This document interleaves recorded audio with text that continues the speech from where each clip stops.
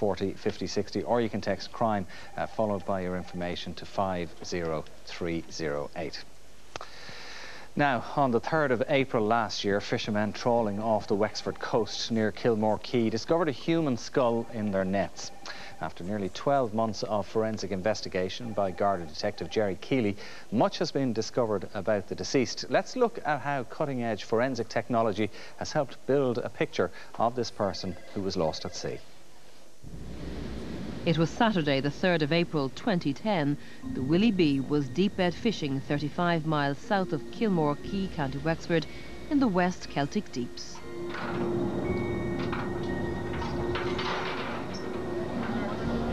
While the crew emptied their nets aboard the trawler, they came across a human skull in their catch. The boys were grading through the fish, and I spotted something round going up the conveyor at the time, so I didn't put much pass on it. And then one of the lads come running up to me then and said we had picked up a skull belonged to a body, like. And as soon as I got in range, then I rang the local guard station. I was put in contact then with Detective Jerry Keeley, like. Jerry Keeley then met us on the pier then and went through all the procedures. We're at the tail of the teddy bear in the southeast corner, and you have two seas meeting. You have the St. George Channel coming down from the Irish Sea, and you have the Celtic Sea. So you basically two seas meet together, and there's a massive amount of shipping traffic and ferries that pass along there. If there's going to be accidents or suicides or things like that, they tend for some reason to accumulate down in this area. A lot of our good buddies have been lost off vessels here over the time, like, and the first reaction to what I thought was, with a bit of luck, some of these, like, you know. It wasn't until after we got in that Jerry was able to know straight away that it was a woman's skull, like, he was able to know straight away, like, you know. I brought the skull to UCD, to Dr. René Gapper, who works at UCD School of Medicine and Medical Science. And René carried out the bone maceration process.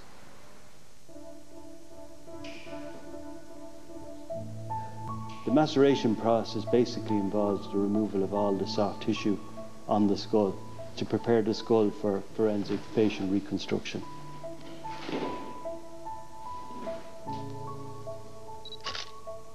The condition of the skull was such that it appeared that it wasn't in the water for any more than a couple of years. A series of further tests proved the skull to be that of a female, probably between 35 and 60, and who may have spent many of her early years outside Ireland. One important factor that was discovered was that there appeared to be evidence of arthritis in the first and second cervical vertebrae, which were still attached to the skull. During the dental examination, it was found that there was one of the molars had a crown fitted to it. A dental technician has come forward and he believes that he may have made this particular crown a number of years ago. Now that matter has been followed through at present. When we had a second molar analysed, it could tell us where that person was reared between the ages of 7 and 16, because that's when the second molar develops. The analysis revealed to us that the deceased may have spent those years, 7 to 16, in the eastern United States. Detective Keeley brought the skull to Dundee University to have a facial reconstruction created. Facial reconstruction using this laser scan method involved in replacing or recreating what the deceased's jaw looked like, and by fitting teeth back into the upper jaw, they were able to measure the dental occlusion. They put in tissue depth markers on the face, similar to that of a 30 to 40-year-old female. The facial features and hair are shown in black and white, as if we add any colours like the colour of eyes, etc., it might confuse a potential witness.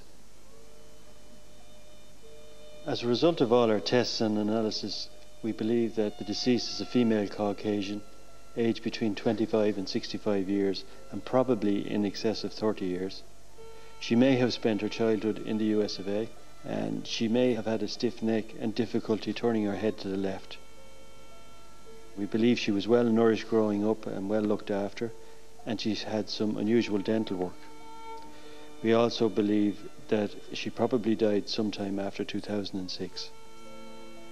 I obtained a list of in excess of 80 females from our own Missing Persons Bureau, reported missing in the last 3 years. I was able to eliminate all the non-Caucasian females from that list, and that left me with 14 missing females. As a result of DNA analysis, dental and anthropological analysis, I was able to eliminate those 14 people. So basically at the moment we don't know who she is. The goal is to return this person to her family, to identify her and give some family some closure. Well, Superintendent Kevin Gralton joins me now. Kevin, this is a year long since this skull was found. A huge amount of work has gone into this investigation so far, I would seem. Yes, absolutely. We're coming up on the anniversary of the discovery of the skull, and as you can see from the footage, there has been a significant amount of scientific and investigative procedures carried out. So what's the main thrust of your appeal tonight then? Well, our ultimate goal here tonight is to try and identify the skull that has been restructured, and as you can see, the fascinating results that we have achieved from the work of Detective Gardai. And we hope that perhaps even a family member might be watching and that might recognise what we have reconstructed. How confident would you be that the likeness is actually accurate? Well, from listening to the experts, I would have to say that I'm almost 100% confident that the reconstruction is as accurate as you could possibly get at this stage. Okay. There are a lot of sort of minor clues as well, things like the crown which was fitted, which I suppose is an avenue that's still being investigated. Yes, there's still a number of avenues, and we're linking in with our colleagues in Interpol and Europol as well at this point in time. And the crown is one that we're holding our breaths on as well. So time will tell in regard to those. And in terms of adding to the clues that you already have in terms of the identity of this woman, when you look at the scientific research and the fact that they can tell you that she spent time in America in her youth, it's incredible. It's incredible. They tell us that her formative years, which are from 7 to 16, that she spent time in sort of a semicircular area through Oklahoma up to the east coast of America. And as you saw on the maps earlier, and that in turn with the fact that it was Caucasian leads us back to the European side of things. So hopefully by narrowing it down to those sort of things that we will get some results. And you mentioned Interpol and Europol there. In terms of the cooperation that you've been getting from your international colleagues, how important is that in this investigation? Well, we seem to have eliminated most avenues at home.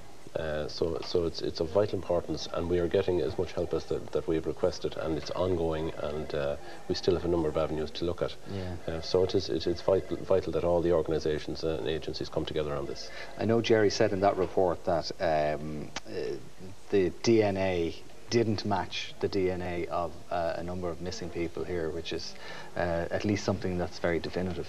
It's definitive, and perhaps for us it's disappointing in ways, because we would like to get results on those high-profile cases in particular that most of the people know about, but we're working away on it.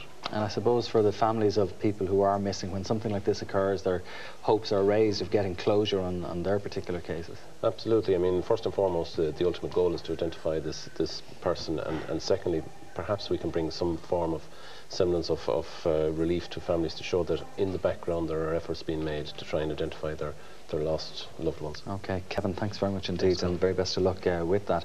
As Jerry said in the piece, all this work has been done to bring this woman home to her family. So if you do recognise the image, or if you think you can help in any way, do give us a call, 1800 40 50 60.